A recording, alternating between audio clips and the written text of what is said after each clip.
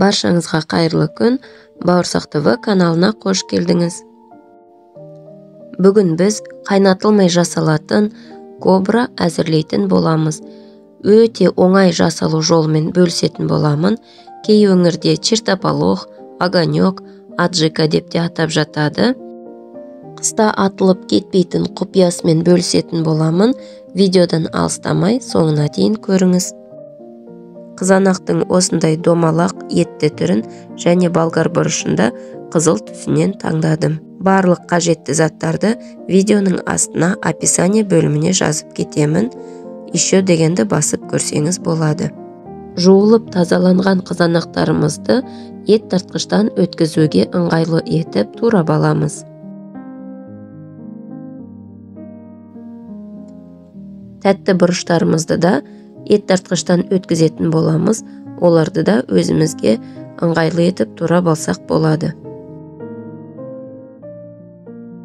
Туралған қызанақтарымызды ет тартқыштан өткізіп аламыз.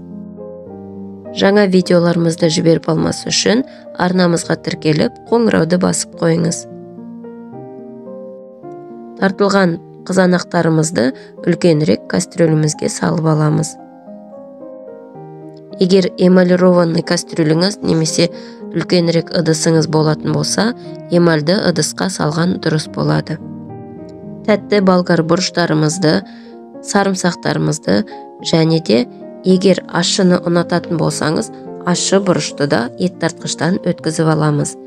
Біздің үйде ащыны онша қатты ұнатпайды, сондықтан ащы бұрыштың кішкене ғана бір ұшын ғана кесіп қостым.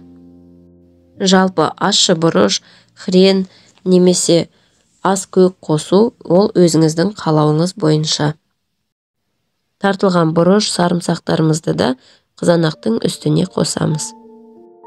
Менде 3 килограмм қызанаққа 2 ас қасық тұз және 1 ас қасық қант қостым.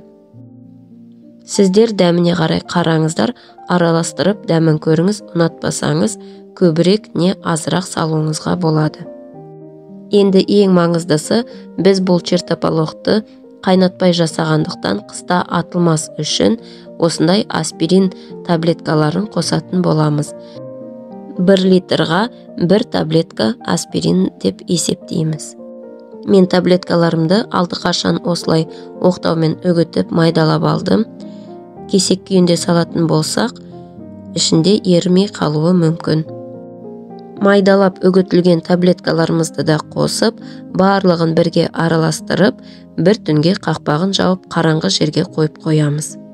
Егер ұзақ уақытқа сақтайтын болсаңыз, 2-3 күн бойы тек қана эмаль ыдыста сақтаңыз және қайта-қайта араластырып отырыңыз.